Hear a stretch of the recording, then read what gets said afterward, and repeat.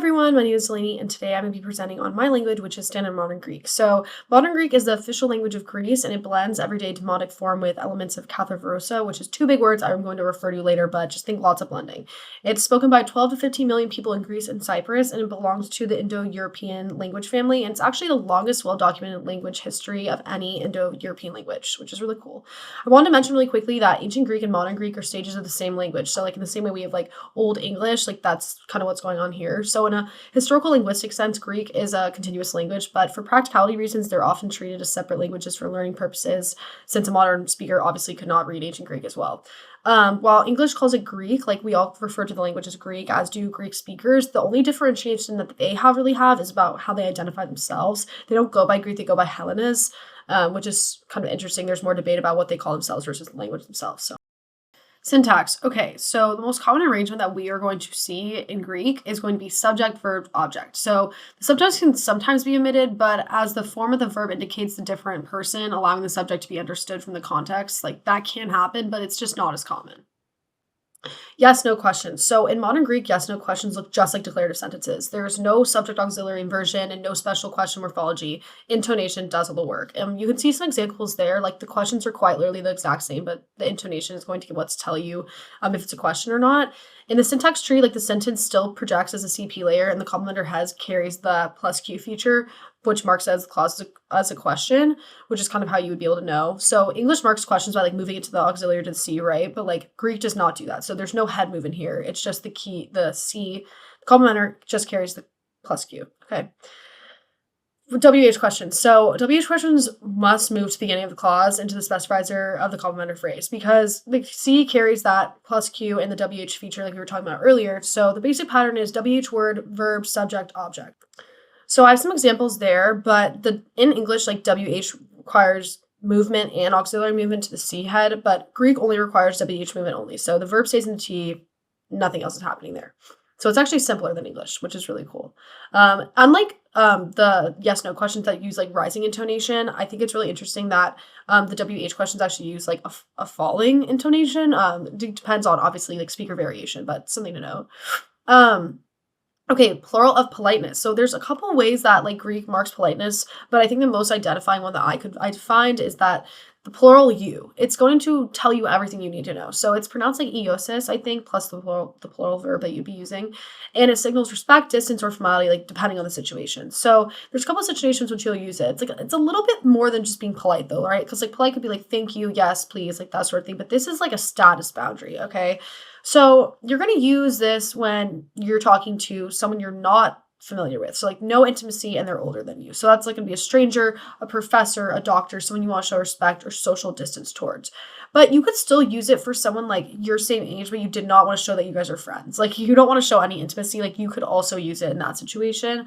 But if it's someone you're friends with, you're going to use the singular version of it. So rule of thumb, want to show respect, use that plural iosis. If you want to maintain social distance and professional distance, also use it. And if you want to show friendliness or intimacy, you're going to use the singular. And this is actually really important. When I was reading about it, it's actually crucial for anyone looking to meaningfully engage with native Greek speakers. You're going to need to know that. Okay. Consonants and vowel phonemes. So very similar to English. Actually, a lot of them, I'm sure we're familiar with, we could identify them, theta, those are words, stem from Greek, right?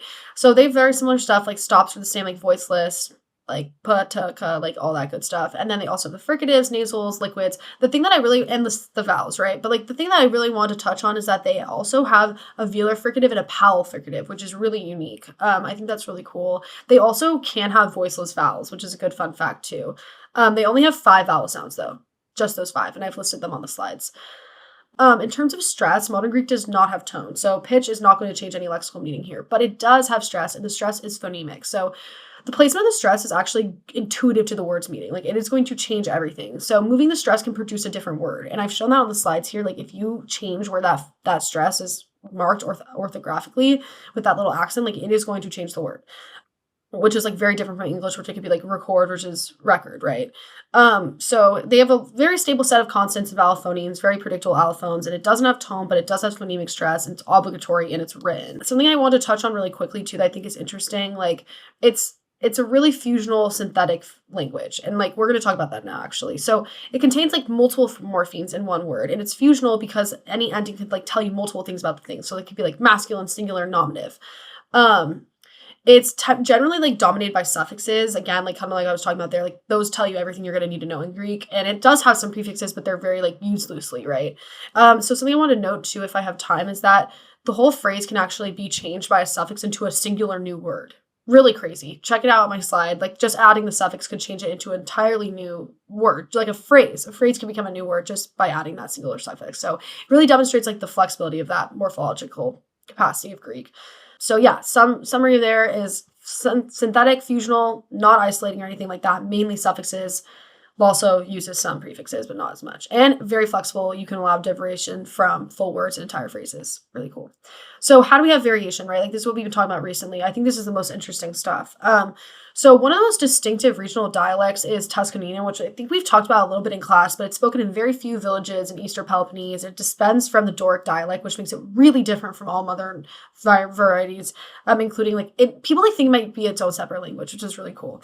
Some other dialects I have listed here, I won't be able to go through all of them, but like Peloponnesian, like we were just talking about, like northern dialects, like they unstress like the E, really cool. Like in Cretan, like sounds are more like ch, and like southeastern, like they soften everything. They're dropping those fricative vowels. So that's interesting about the geography. But there also is a lot of history to this. So modern Greek didn't just change regionally, it actually changed socially. So for centuries, Greeks spoke and wrote in two different versions of the same language at the same time. It's literally crazy. It was Demotic, which was everyday spoken language, and Kathaverosa, which is a formal archaic version of classical Greek. And they had the two because they kind of wanted like Kathaveresa to be like the purging of the language. Like they wanted to be modeled after classical Greek, and Demotic was more just like loosely spoken at home. But the two-track system like created tension between the two. So like formal and informal language like really was at a head there. And like it was indicative of like your social class, education, politics, and for decades, like what variety you use, like told you something about who you were. That was until 1976, the government adopted Demonic as the national language, but over time, like those features have merged, and that's like what we now understand as like standard modern Greek. I think that really answers kind of the prestige question too. Like it has such history. Modern Greek is one of the oldest languages and a critical element of national identity for native speakers. So it's like a symbol of cultural continuity and national pride, and I think that's why it's known as such a prestigious kind of language, especially because it is rooted in one variation that is really prestigious and formal.